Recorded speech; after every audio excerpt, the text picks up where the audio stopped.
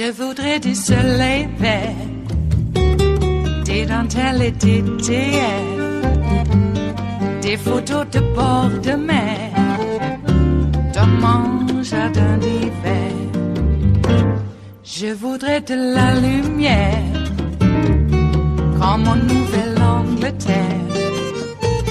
Je veux changer d'atmosphère, dans mon jardin d'hiver. Ma fleur sous la pluie de novembre, tes mains qui courent, je n'en peux plus de t'attendre.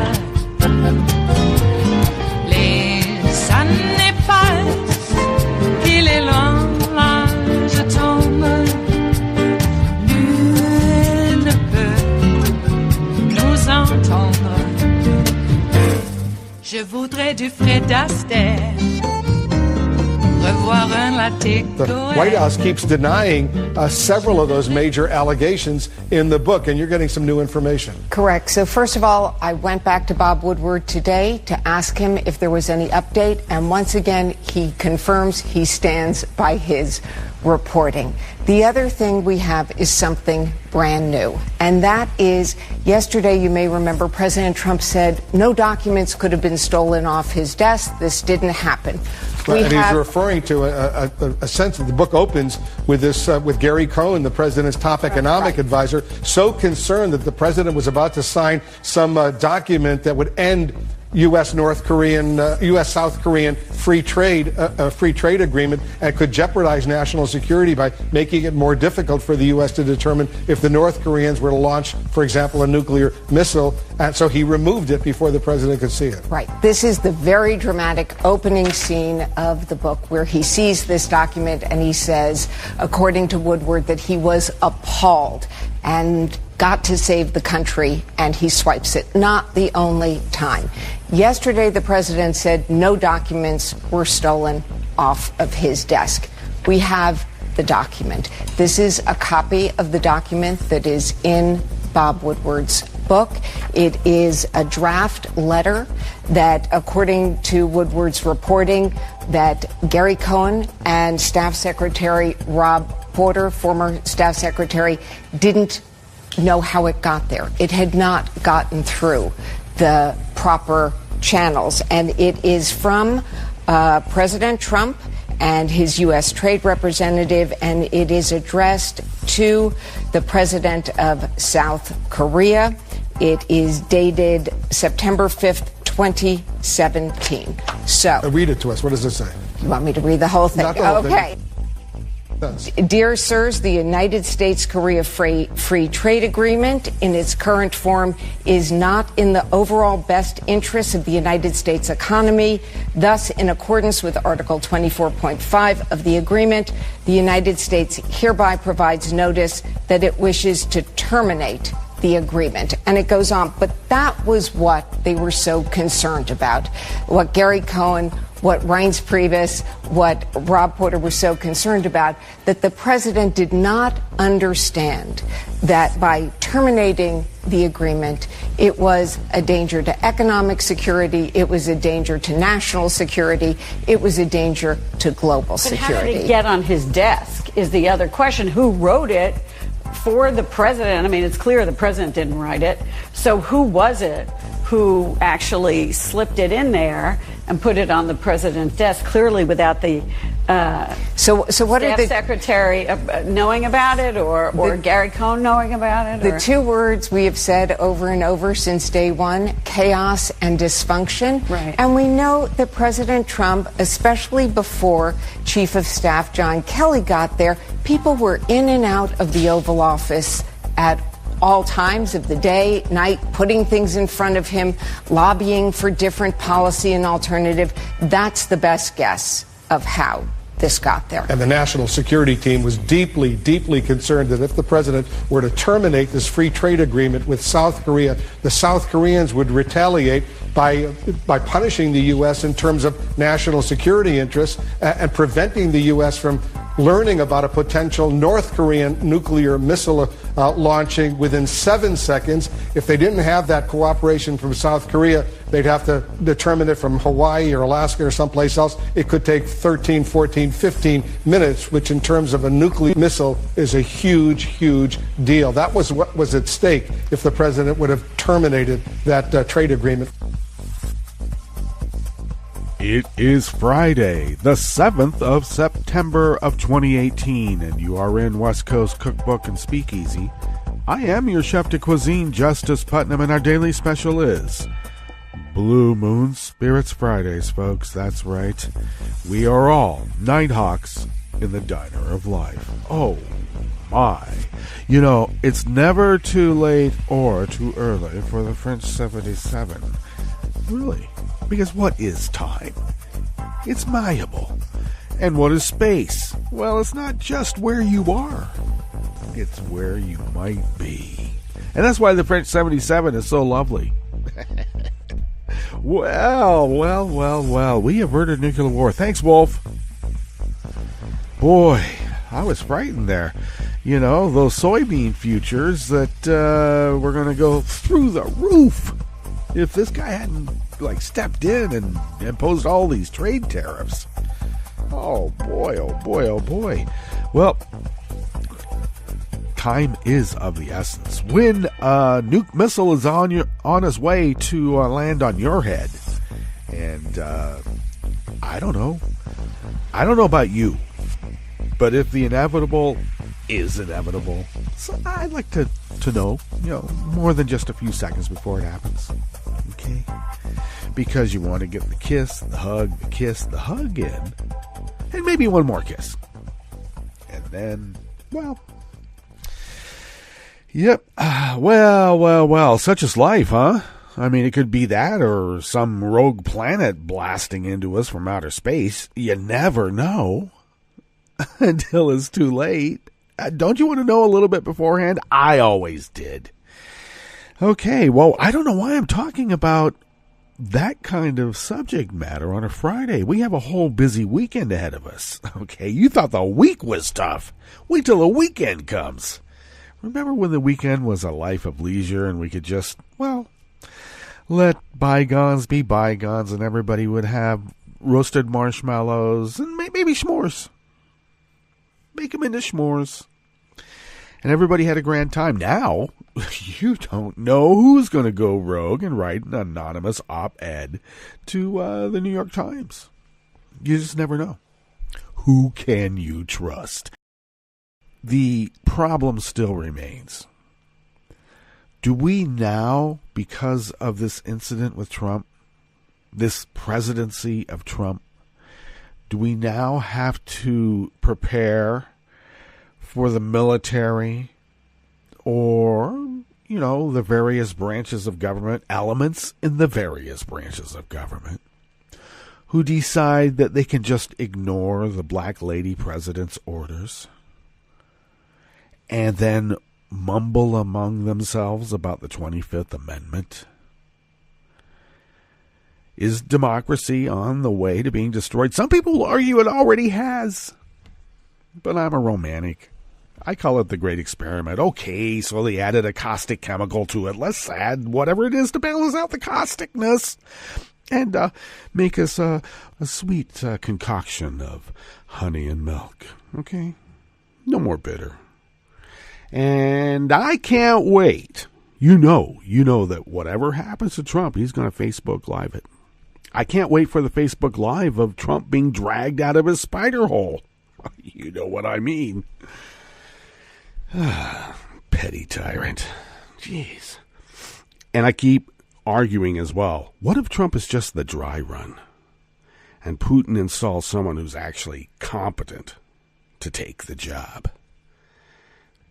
On the rest of the menu in the Bistro Cafe part of West Coast Cookbook and Speakeasy, The Trump administration says migrants are abusing legal loopholes that protect children. And that's why they want to withdraw from the Flores Agreement, so they can jail kids longer in the gulags they already paid for. The Flores Agreement is actually an ironclad agreement, long-standing, that you can't keep a kid and their family separated for so long. The emails released by Cory Booker and Mazie Hirono reveal Kavanaugh's troubling outlook on race. Those people. And thousands of Arkansas residents just lost their health coverage due to the state's draconian Medicaid work requirements. Oh, you live in an iron lung? You could telemarket. After the break, we move to the chef's table, where a new election is looming on the horizon, and Republicans have decided they are just fine with continuing to allow hackers manipulate the political system, as long as it works for them. And why do all these Daily Caller reporters keep appearing on Russian propaganda channels? All that and more on West Coast Cookbook and Speakeasy. Bon appetit.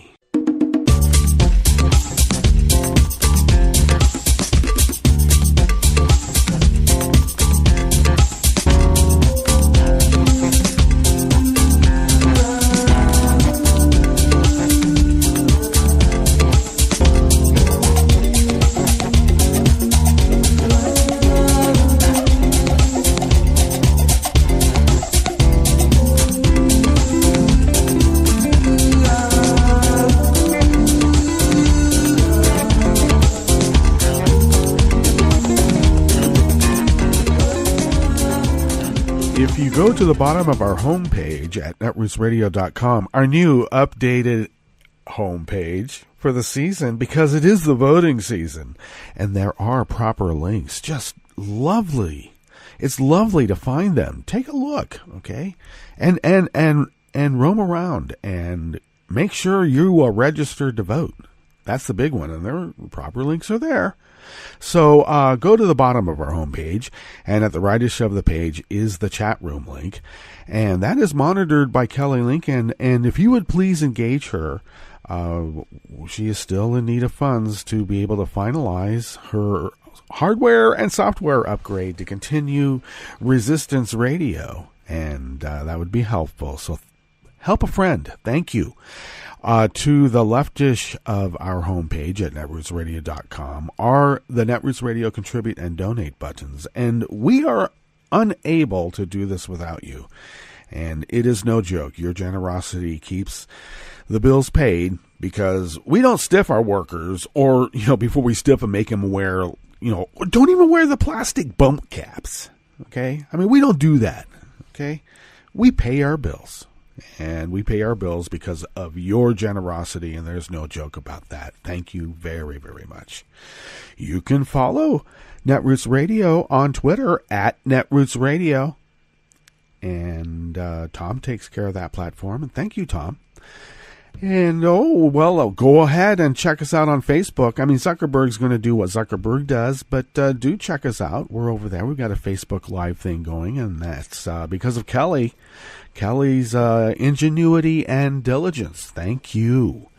You can follow me on Twitter at Justice Putnam, all one word. And that's N-A-M, by the way, Putnam. There are Putmans out in the world, but as we like to say, we Putnams are the higher class of Puts. You got to feel good about yourself somehow. But, really, don't we? Maybe not at the expense of others. That would be egalitarian now, wouldn't it? You can also check out Daily Co's diaries that I post at Daily Co's as Justice Putnam, because that's where the show notes and links are, and those are an integral part of the show. Follow the show on Facebook, because we're there, and then you can also check us out on Twitter. And I messed up. We're known as at Cookbook West. I don't know why they did that, but they did, and I didn't catch it. And you can start typing in West Coast Cookbook, and it'll show up. but at Cookbook West.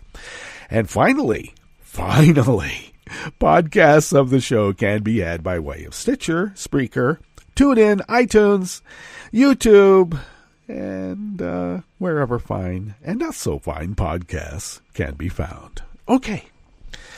Well, this first story, actually, I can't be jocular in the face of this story because these people are ghouls, and they're not only ghouls, they are absolute criminals.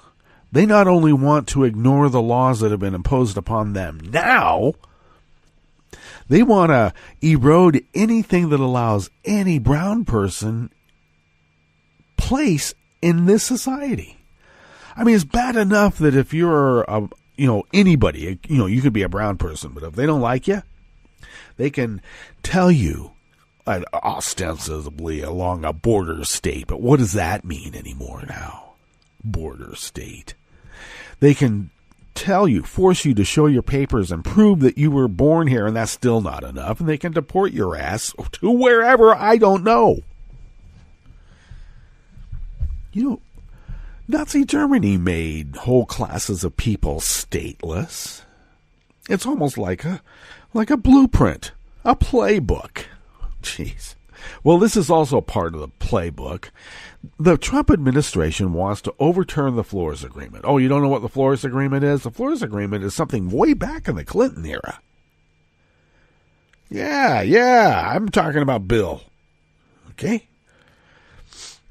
And this was hammered out. This agreement was hammered out over long and arduous debate and back and forth. And they finally got a bipartisan agreement. And you can't have that now. A bipartisan agreement means you're a commie then. A commie sympathizer. What we want is overwhelming 5-4 majorities. These people, I just want to throttle them, but that's not going to solve it. Why waste the energy on the throttling? Well, they filed proposed rules that would allow the government to detain migrant children for longer periods of time while their parents face immigration court. Now, let's remind ourselves, these aren't just people coming in here to take our jobs. No, we're talking about asylum seekers, which now in Trump America is the lowest scum of the earth. You're seeking asylum. You're running away from a problem that we helped create. How dare you? Get back to where you came from and take it, you scum. Wasn't it, after all, Malcolm X who said that he had no mercy or compassion in him for a society that will crush a people and then penalize them for not being able to stand up under the weight?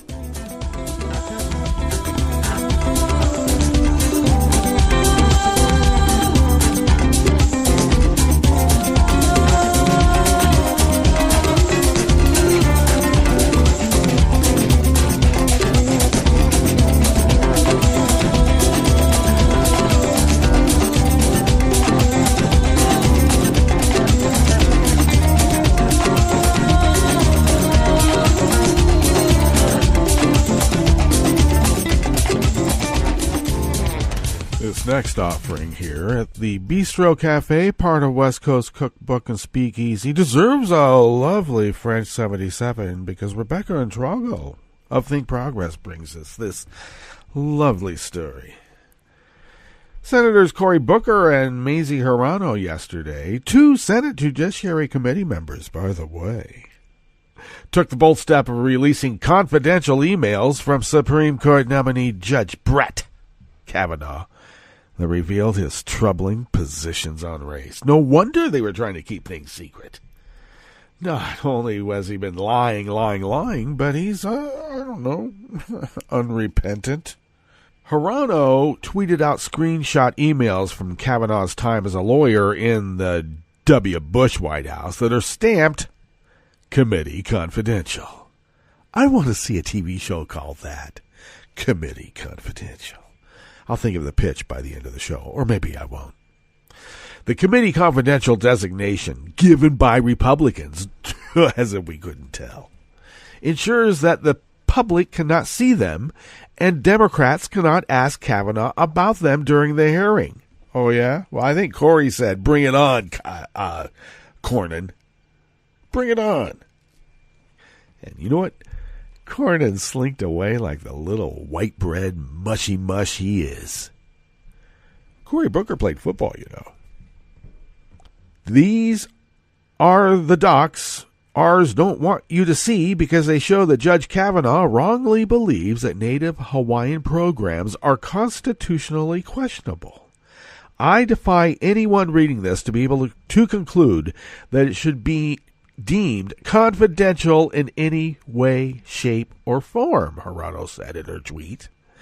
In the 2002 email thread about Treasury testimony on capital investment in Indian country, Kavanaugh said, I love that, in Indian country. That's also a military term, you know. That's a term that's still wild. Hasn't been tamed yet. Yes. And we are going to go in and terraform it and tame it. Indian country, indeed. Oh, and we're looking up at you, too, Markowski, because let me say something. The same thing applies to the indigenous peoples up in Alaska, who last I saw are a pretty formidable voting bloc, unless you suddenly make them non-human, stateless, and confiscate any bit of ID that would cause them to be, oh, those, you call those Americans? No. Well, Hirano's leak follows the lead of Senator Cory Booker, who was the first senator to personally release committee confidential documents earlier in the day. Booker leaked 4 pages of documents the GOP marked as confidential from Kavanaugh's time in the Bush White House that Booker suggests shows the nominee saying he is open to racial profiling by police. Booker was so committed to getting this document to the public that he potentially violated the committee chair's rules to release the document, even if it meant a possible ejection from the Senate. Well, that's a little tougher than taking a knee now, isn't it? How dare that black man get so uppity? In one of the leaked emails, Kavanaugh questioned the use of affirmative action regulations by the Department of Transportation, calling the policy a naked racial set-aside. Yeah, well, this is the guy that wanted to know the prurient aspects of Clinton's sexual masturbatory practices. And he drafted those questions for Starr to submit. Oh, my, that Catholic boy has really got his mind working now, don't he? Well, that's a whole other story. The fundamental problem in this case is that the Department of Transportation regulations use a lot of legalisms and disguises to mask what in reality is a naked racial set-aside. Kavanaugh adds that he believes 4 conservative Supreme Court justices will realize as much in short order and rule accordingly, because the Federalist Society says this is the way it's going to work, and white is right. In another email from 2002 with the subject line racial profiling, one of Kavanaugh's colleagues in the Bush administration writes that there is a school of thought that if using race in airport security and law enforcement is effective, then perhaps we should be using it in the interest of safety now and in the long term. Wow. If you're black, brown, fidgety, look like a mutant from some other planet, and we know what that means, you will not have constitutional guarantees because they want to make America great again.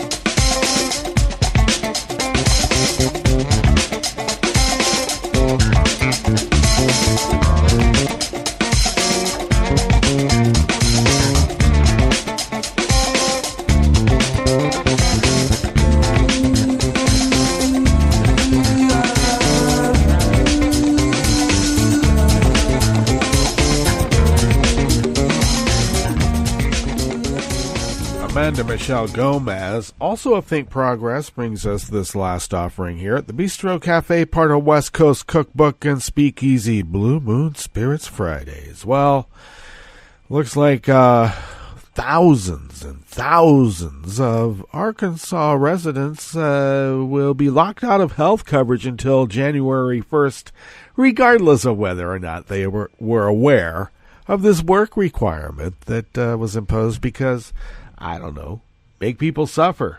Oh, you're crippled? No, you're not. That's a bad term to use, okay? You're just temporarily embarrassed. Get to work. More than 4,500 low-income Arkansans lost their health insurance over the weekend because they did not report 80 hours of work online for 3 consecutive months. You see, you also got to get online to do this. I guess, get to the library somehow, some way. Do you have a library in your town? Probably not. They closed it. The 3 strikes law took effect in June, making Arkansas the first state to implement Medicaid work requirements in the country. Critics warned the law would not move Medicaid recipients out of poverty, as Governor Asa Hutchinson, a Republican, contends, but instead would kick people off coverage. And early data first reported by the Arkansas Democrat Gazette indicates this is precisely the case. Told ya. Well, we always tell them, but it's not going to keep them from kicking the hippies, even when you're not a hippie. Approximately 4,574 residents did not report work or volunteer activities for June, July, and August to maintain Medicaid insurance as of Monday, said the Arkansas Department of Human Services. They also added that the state provided individuals with a 5-day grace period, giving them until Wednesday, 9 p.m. local time to report work activities. If they do so, they get their coverage back, and it is retried back to the date their coverage ended, so there will be no lapse in coverage, the department told Think Progress in an email. In addition, some of those could report a change that bumped them out of that category, had their case closed for other reasons, or became compliant or exempt since that September 3rd date. How nice. Additionally, the state is giving beneficiaries until October to apply for a good cause exemption if they faced a computer problem when attempting to report their hours. I love it. Let's not even give these people fiber optics so that they can have high-speed cable or whatever, This is my 81 going on 82-year-old ma cannot stand emails and doing things online like that. She can roam around and go 800,000 degrees from a friend, but contacting Medicaid and saying, oh yeah, I worked my 80 hours, or I volunteered at the senior center selling doilies. All right, well, we better get to our break, and then when we come back, we will go through weather from around the world and finish up with the stories that we have curated for you today. You are listening to West Coast Cookbook and Speakeasy, and we will be right back. You are listening to netrootsradio.com. Please hang up and try again.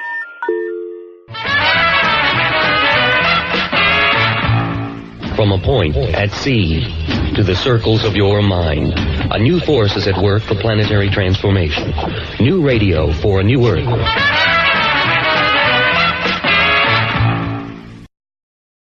This is Take Two Movie Review. I'm Mike Friend. This week, Unconverted. The action in the screen adaptation of Emily Danforth's novel, The Miseducation of Cameron Post, doesn't take long to get started. When Montana high school junior Cameron is caught in the back seat of a car at a school dance with another girl, her religious aunt decides to whisk her off to a creepy remote so-called therapy center called God's Promise. Though set in 1993, Cameron, partly as a result of being a teen and partly as a result of being gay, quickly scopes out the absurdity of the situation. She finds a hyperbolically butch roommate, Aaron, and some other students, called disciples here, who've drunk the Kool-Aid, and a few like-minded friendlies with whom she commiserates and smokes weed, and, of course, the two Christian platitude-spouting therapists. One of these is Reverend Rick, who claims unconvincingly that their methods cured him of his SSA. That's Christian for same-sex attraction. The more pernicious of the two, though, is Rick's older sister, Lydia March, with a doctor in front of her name, played by Jennifer L. True to its prestigious award at Sundance, the performances here are all good, but Chloe Grace Moretz's portrayal of Cameron is breakout. And from the intense close-ups on Cameron's face to the whole tenor of the film, director Desiree Akhavan deserves credit for keeping the movie human. The adults here aren't portrayed as monsters, though Lydia is close and there is one incident.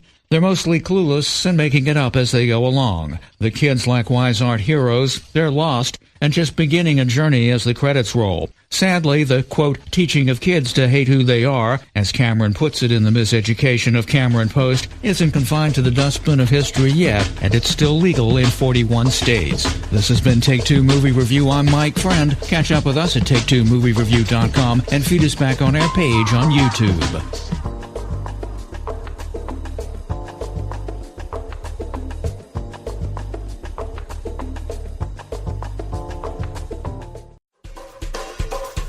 This is Scientific American's 60-Second Science. I'm Christopher Intagliata. Sharks aren't typically thought of as vegetarians, or even omnivores. But about 10 years ago, scientists documented a dainty relative of the hammerhead shark, known as a bonnethead shark, consuming copious amounts of seagrass. A lot of people kind of just thought that, the sharks were consuming it incidentally while they're going after crabs and squid and other little invertebrates that live in the seagrass meadows. Samantha Lee, a PhD candidate at the University of California, Irvine. So everyone thought they were kind of just passing it through their system and not really getting anything from it. So Lee and her colleagues hauled 5 of the small sharks back to a Florida lab, and they put them on a 3-week diet, 90% seagrass, 10% squid. And they analyzed the digestibility of that diet. Turns out the sharks actually put on pounds and were able to digest the seagrass just about as well as young green sea turtles do. Even though the bonnethead shark has what scientists would deem as a carnivorous gut, they are definitely acting like omnivores. So there's definitely something going on probably a microbial level that's helping them to break down this seagrass. The full nutrition info is in the Proceedings of the Royal Society B. The study also gives coastal ecosystem managers something new to chew on. These sharks are like lawnmowers, trimming the seagrass, digesting it, and yes, recycling it. So they likely play more of a stabilizing role in food web dynamics. They're not a top apex predator, and they're also probably playing a large role in nutrient transport in those seagrass meadow ecosystems as well. As for whether we might convince more sharks to have a little side salad with dinner, I don't know that we'll be able to do that anytime soon. Thanks for listening. For Scientific American's 60-Second Science, I'm Christopher Intagliata. This is a message from CDC. After hurricanes, tornadoes, and floods, standing water and excess moisture help mold grow in your home, garage, and other structures. When you return to a home that has been flooded, know that you're likely to have mold. Mold puts your family's health at risk. If you have mold growing in your home, you should clean it up and fix other water problems, such as leaks in roofs, walls, or plumbing. Keep your children and pets out of affected areas until you've cleaned. Control moisture in your home to prevent mold growth. To remove mold growth from hard surfaces, use commercial products, soap and water, or a bleach solution of no more than 1 cup of household laundry bleach in 1 gallon of water. Follow the manufacturer's instructions. Never mix bleach with ammonia or other household cleaners. It will produce dangerous, toxic fumes. Open windows and doors to provide fresh air. For more information, visit cdc.gov or call 1-800-CDC-INFO. Welcome to 60 Second Civics, the daily podcast of the Center for Civic Education. I'm Mark Gage. Aristotle identified democracy as a corrupt form of government by the many poor. By democracy, Aristotle meant direct democracy, where people make public policy directly. This is different from the type of government we call democracy today, in which, for the most part, we elect representatives to make public policy for us.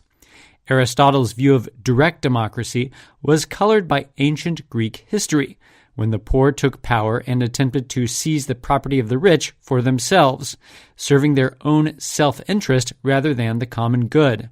This touched off destructive civil wars based on social class. Aristotle viewed economic self-interest as important. He was concerned with the distribution of wealth and its effect on political stability. Aristotle was particularly concerned that government should avoid civil strife. He thought that the dominant group in most countries would be those who were not poor and not rich, but had a moderate amount of wealth. Aristotle believed that this middle group of people is known for its moderation, and that rule by these people would lead to a more stable form of government because they would be guided by reason. That's all for today's podcast, 60 Second Civics, where civic education only takes a minute.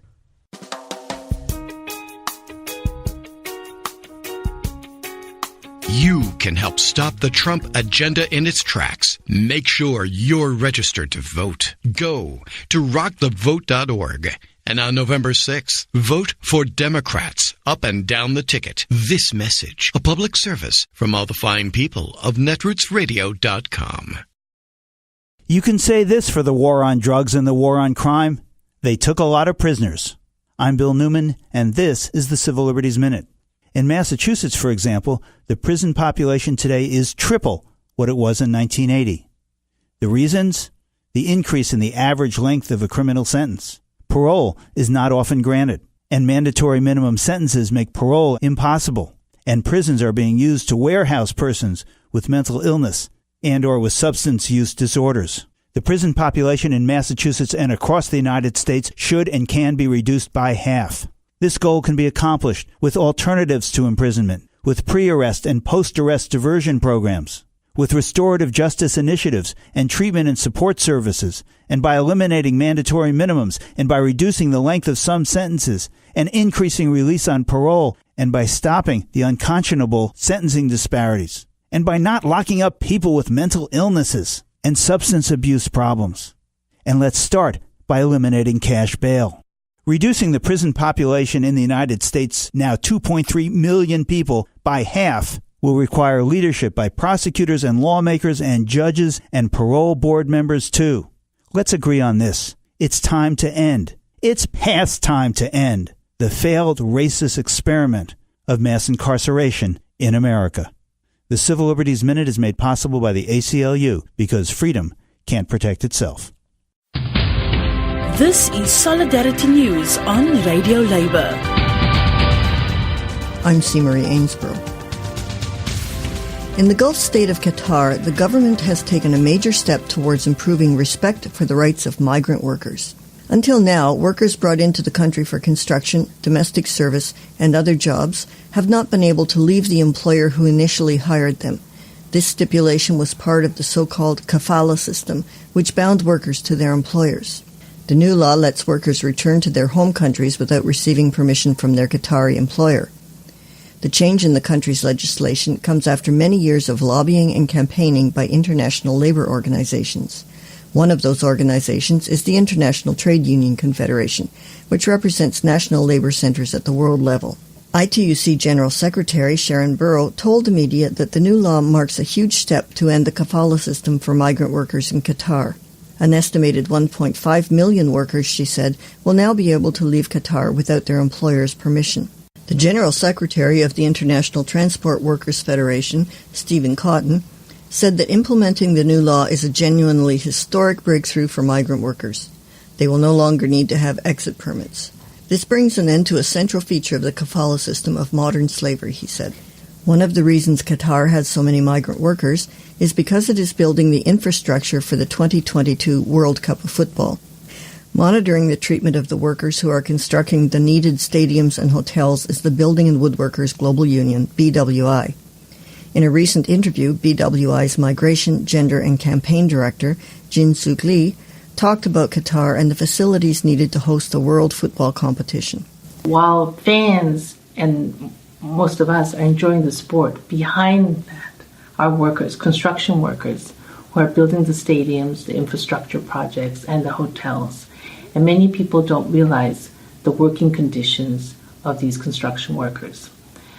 We've been engaged in a global sports campaign since 2010, focusing on improving the situation of construction workers and linked to the mega sporting events, specifically the World Cup. We had a tremendous success in South Africa, the same in Russia. Now we're aiming to increase our campaign in Qatar, as it will host the 2022 World Cup. The uniqueness about Qatar is that 99% of the workforce are migrant workers, mainly from Asia, but we see increasing number from Africa as well as Eastern Europe. So the focus of our campaign is also improving the rights of migrant workers. Many workers work in very difficult conditions, but because of the work that we have been able to do with a number of stakeholders, the situation of workers, particularly in the stadiums, have improved. And this has a lot to do with the agreement that we signed with the Supreme Committee on Delivery and Legacy, where we are conducting joint inspections.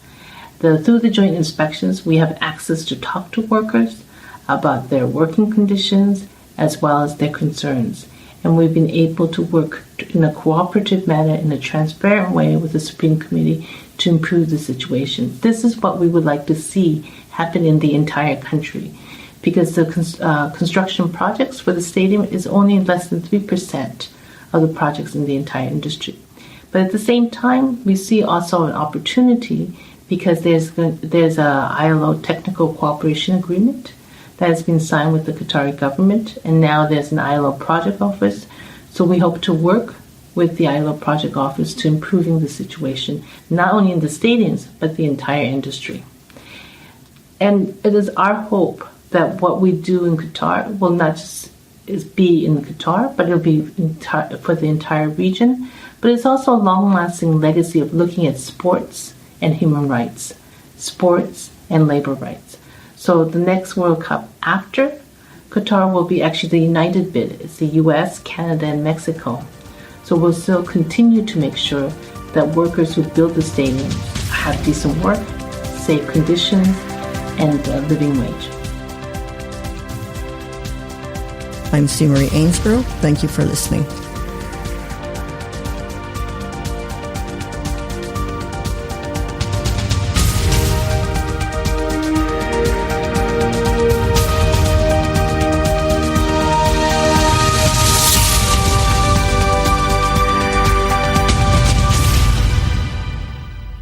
From UN headquarters in New York, I'm Luke Vargas with your World in 2 Minutes. This broadcast is on holiday until September 10th, but instead of running reruns, we've asked some go-to foreign policy experts what they'll be paying attention to in the weeks ahead. Joshua Messervy is a senior policy analyst for Africa at the Heritage Foundation and is watching how China drives its foreign policy agenda on the African continent, using a disciplined communication strategy to promote the purported benefits of its brand of foreign investment. They have an official narrative, and they're very disciplined about sticking to it. Whenever you hear official Chinese communication in Africa, they always hit a series of talking points. Those are fairly effective, I would say, because they have resonance on the continent. They appear to really be gaining traction. One of the primary ones is this idea of non-interference, where the Chinese will say, our aid has no strings attached. We don't interfere in the internal affairs of our partner countries. That, of course, is foolishness, frankly. Just on the face of it, any country as large and powerful as China will obviously have an impact. Chinese interference is particularly effective against smaller countries, to whom the prospect of losing China as a trading partner is such a threat, most will gladly comply with a few requests from Beijing. Any African country that wants to host the Dalai Lama will find themselves under immense pressure. This has happened in South Africa, which 3 times has canceled the Dalai Lama's visa. And it's also happened in Botswana, where the then president of Botswana was actually told by the Chinese ambassador that if they allowed the Dalai Lama to visit, China would work to isolate Botswana in the region. China has used similar pressure tactics in recent months to convince 3 countries around the world to drop diplomatic ties with Taiwan. Luke Vargas, The United Nations.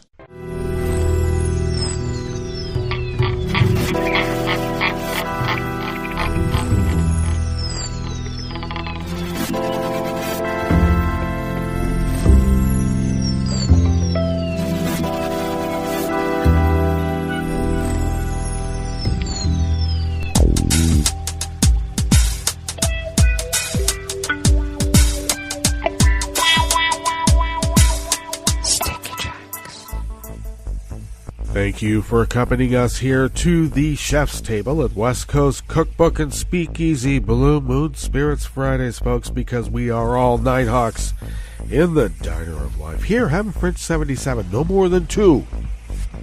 You can have, if you do have the third one, well, oh God, third-party liability does not exist in my virtual reality. You're on your own. No, you're not. I'll take care of you. You'll just have to lay over there in that booth. Okay. Well, let's begin weather from around the world, and we always begin weather from around the world along the banks of the Rogue River, in the Rogue River Valley of southern Oregon on the west coast of the continental United States of America, where it is currently 53 degrees, going to a high of about 90, somewhat similar to what we had yesterday, though I hope we didn't have as much smoke as we did. And that remains to be seen. Right now, the wind is out of the southwest at a negligible 1 mile per hour. It's usually calm in the mornings and usually kicks up later in just a couple of hours, in which it will shift out of the west-northwest at a rather brisk clip of 10 to 15 miles per hour. Let's hope it's a scouring wind rather than one that brings in the smoke. It will calm down to its usual 5 to 10 miles per hour later on this evening. And right now we're mostly cloudy, though we will be partly cloudy later on in the day. And then clear tonight with a low of around, mid-50s or so. And then tomorrow we will be actually quite a bit cooler. We're expected to be in the low 80s tomorrow. So we were actually had a forecast that we would, for the weekend, maybe get into the low to mid 80s. We'll see. Almost sweater weather. All right, high pressure is holding steady at 30.03 inches. Visibility is down to 7 miles because it is partly cloudy out there. And relative humidity is at 64%. All right, weather from around... wait a second. I failed to tell you that pollen right now, we have none. The air quality index, that's what I meant to speak about in terms of smoke, right now is at moderate, though at the high end at 91 parts per million. Let's hope we get that down if the winds take away the smoke rather than bring it in. And the daytime UV index remains high, though it has ticked down to 6. All right. Now, weather from around the world is brought to you by people's personal weather stations that they purchased. These people planted these purchased personal weather stations somewhere on their property, and these people positively live around the world. All right. London is 66 and fair. Paris is 70 degrees and sunny. Rome is 81 and partly cloudy with a heat advisory. Kiev is 70 degrees and fair. Kabul, not just all of Afghanistan, but Kabul is 80 degrees and fair, and you know not to have a wedding party when you have that kind of weather on the weekends. You'll live longer. Believe me. Trust me, please. Oh, gosh. Hong Kong is 80 degrees with a rain shower. Tokyo is 81 and partly cloudy, and they have a tropical storm hurricane advisory. Oops. Sydney, Australia is 57 and mostly cloudy. San Francisco, California is 54 and partly cloudy. And New York is 74 degrees Fahrenheit and cloudy. And that is weather from around the world, brought to you by people's personal weather stations that they purchased. These people planted these purchased personal weather stations somewhere on their property, and these people positively live around the world.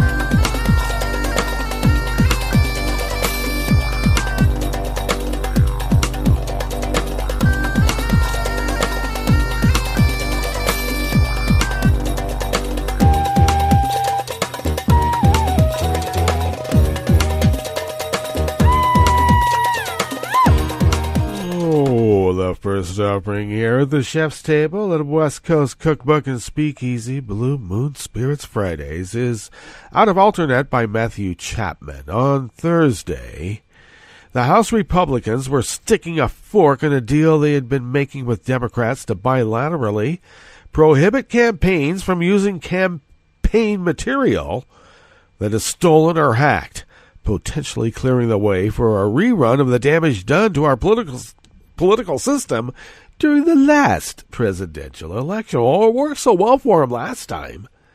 And if it doesn't work so well for him and it helps us, then they can declare martial law. Elections are null and void, and anybody caught, marketing in this material will be summarily persecuted. All right. Well, that's a good thing to know. In 2016, of course, Russian hackers gained access to private material from the DNC and the emails of Clinton advisor John Podesta, with much of it being passed along to WikiLeaks and doled out in a steady stream in the run-up to the election. I wouldn't have known about how to make such wonderful risotto. Of course, actually, I already did. Yeah, the cream's slow. Everyone knows that. Why is that a secret? Jeez. Well, Republicans did not take anything about this threat seriously, with then-candidate Donald Trump even urging Russia to hack Clinton's server to obtain her missing emails. But some of the lesser-known beneficiaries of Russian hacking were House Republicans. The DCCC was also targeted by Russian hackers in 2016, and their documents were dumped publicly, prompting Democratic officials to demand House Speaker Paul Ryan and his counterparts at the NRCC not use any of the stolen material. Well, while there's no evidence Ryan and the NRCC themselves used the material, it was used by the Congressional Leadership Fund, an independent super PAC affiliated with Ryan. See, I didn't do it. They did. They did. Oh, aren't you affiliated with them? Well, why, yes, of course. Why wouldn't I be? The collapse of these negotiations comes after Senate Republicans shot down $250 million in funding to help states protect their elections from threats, and then killed a bipartisan bill that would have helped states better coordinate election security.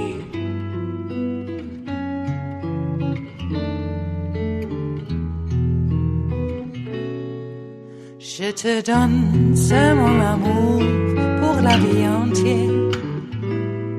La promesse de me trouver à tes genoux. Aussitôt que tu m'appelles, rester toujours fidèle. C'est tout, c'est tout.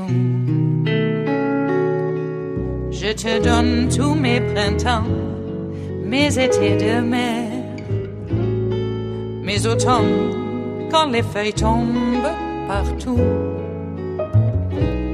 Si ce n'est pas une bonne affaire, je te donne tous mes hivers, c'est tout. Last offering here at the chef's table at West Coast Cookbook and Speakeasy is by Casey Michelle out of Think Progress. Yeah, why do all those Daily Caller reporters keep appearing on Russia propaganda channels? And it looks like writers of histories with histories of white supremacy aren't the only issues plaguing RT and others. Sputnik, I'm looking at you too, Sputnik. Well, it's been a rough week for the Daily Caller. First, The Atlantic identified former Daily Caller editor Scott Greer as the author of numerous posts on Richard Spencer's white supremacist website. Then, the Columbia Journalism Review revealed that the neo-Nazi Daily Stormer website praised Daily Caller co-founder Tucker Carlson, who, according to the neo-Nazis, is basically Daily Stormer, the show. To top it off, Right Wing Watch reported this week that former Daily Caller contributor Ian Miles Shong had appeared on the so-called alt-right podcast just 2 months ago. All of this comes alongside previous reports that the Daily Caller's penchant for attracting writers with histories of racist creeds, including Chuck Ross, who had previously written a collection of racist essays, and Jason Kessler, the white supremacist organizer of last year's deadly Unite the Right rally in Charlottesville, Virginia. It does not appear the Daily Caller's problems are limited to racists populating his pages.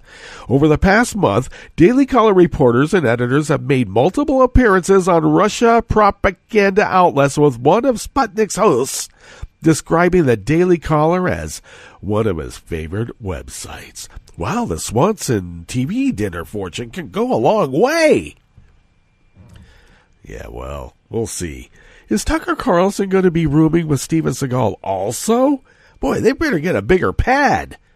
Several Daily Caller reporters and editors have appeared on a Sputnik show called Fault Lines, which is co-hosted by self-described journalist Lee Stranahan. Of course, we all know Stranahan worked for Breitbart during the 2016 presidential election, joined Sputnik last year, a few months before Sputnik's parent organization registered with the Justice Department as a foreign agent. Sputnik, as it is, has also acted as a launching pad for self-described journalists like Cassandra Fairbanks, who I interviewed in a previous iteration of this show. Way back, I got kind of sucked in, and I got to tell you, my hackles went up, and I think I was one of the first to call out that I don't think Cassandra Fairbanks is who she says she is. And I was right. Well, she's been described as an alt-right celebrity who first made her name at Sputnik. Well, I think she made her name as being a plant to stir up, the shit. A steady stream of Daily Caller reporters and editors have joined Stranahan over the past month, discussing everything from Supreme Court appointees to government leaks to journalistic practices. Wow, journalistic practices on Sputnik? Jeez. Well. I guess that brings us to the end of our broadcast period for the day and the week, but Netroots Radio does indeed broadcast on through the weekend for all that breaking news that is breaking right now as we speak. We're going to visit with you on Monday for River City Hash Mondays, but do continue listening to Netroots Radio, and we will visit with you up on Monday in West Coast Cookbook and Speakeasy. Bon appetit.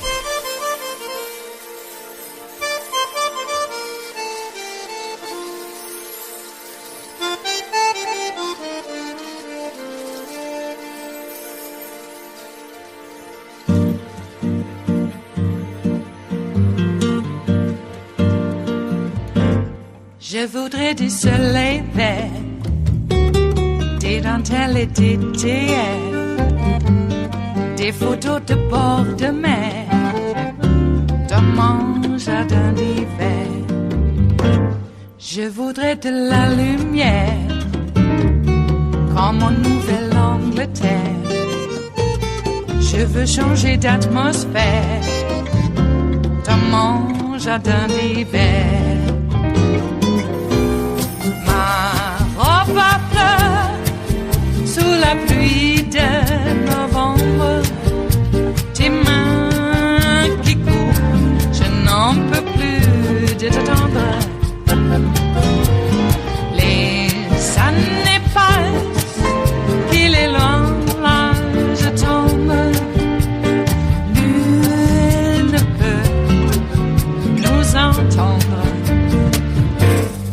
Je voudrais du Fred Astaire, revoir un latte Goël. Je voudrais toujours te plaire dans mon jardin d'hiver. Je veux déjeuner par terre comme au long de golfe clair, t'embrasser les yeux ouverts dans mon jardin d'hiver. Ma robe à fleurs sous la pluie d'un novembre, tes mains qui courent, je n'en peux plus de t'attendre.